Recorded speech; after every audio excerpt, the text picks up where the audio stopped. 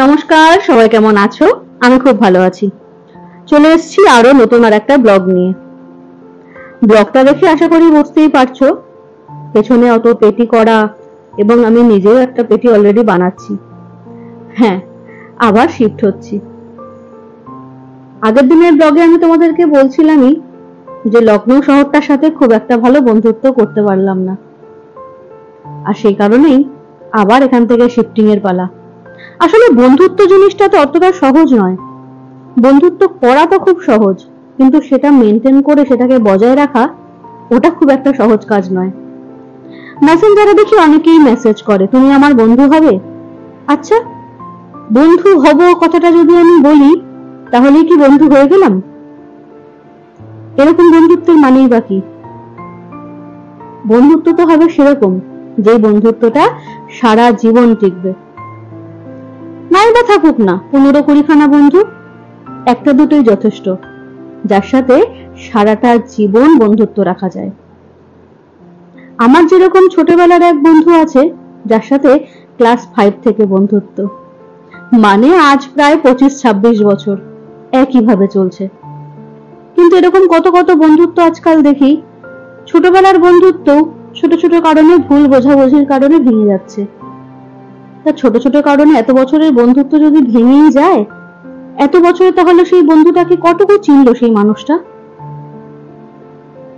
যখন এত বছরেও একটা মানুষকে মানুষ চিনতে পারে না, তাহলে সামান্য ফেসবুক মেসেঞ্জারে হ্যাঁ আমি তোমার বন্ধু হব এই কথাটুকু বললে কি মানুষ চেনা যায়, না তার সাথে বন্ধুত্ব হয়ে যায়? যাই হোক, অপ্রাসঙ্গিক বক্তব্য এখানে প্রকাশ করে কোনো লাভ নেই।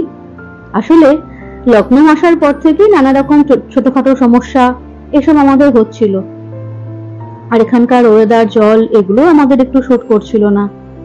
আর সব থেকে বড় কথা, যে কোনো জায়গায় আসা মানে কাজের জন্যই তো আসা।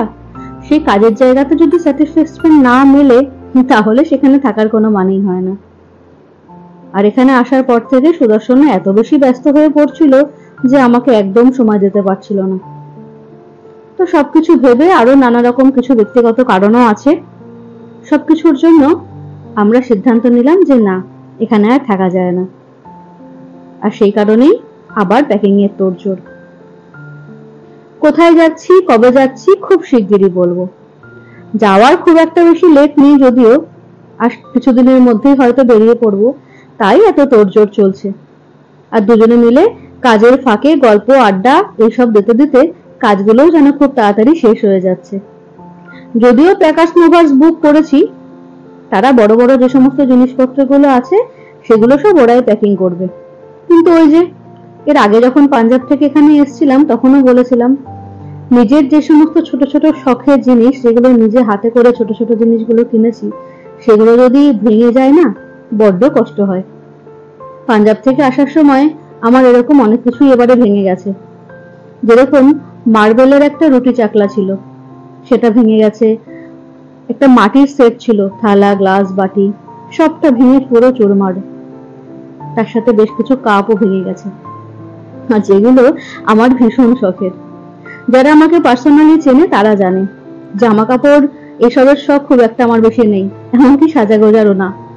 কিন্তু এই ঘর সাজানো আর রান্নাঘরের জিনিসের প্রতি আমার ভীষণ দুর্বলতা, আর সেই কারণেই এবারে বুক করেছি একদম ডিরেক্টলি গাড়ি।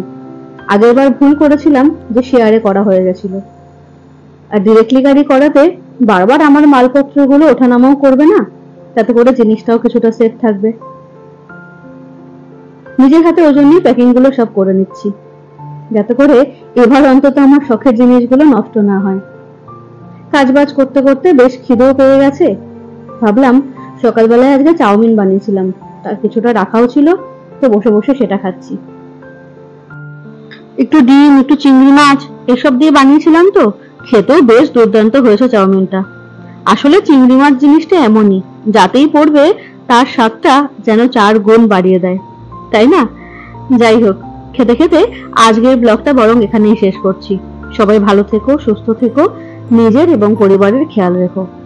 আর যারা নতুন আমার ভিডিওটা দেখছো, অবশ্যই চ্যানেলটা সাবস্ক্রাইব করো, আর যদি ভিডিওটা ভালো লাগে একটা লাইক করো। তো চলো, আজকের মতো চলি, টাটা।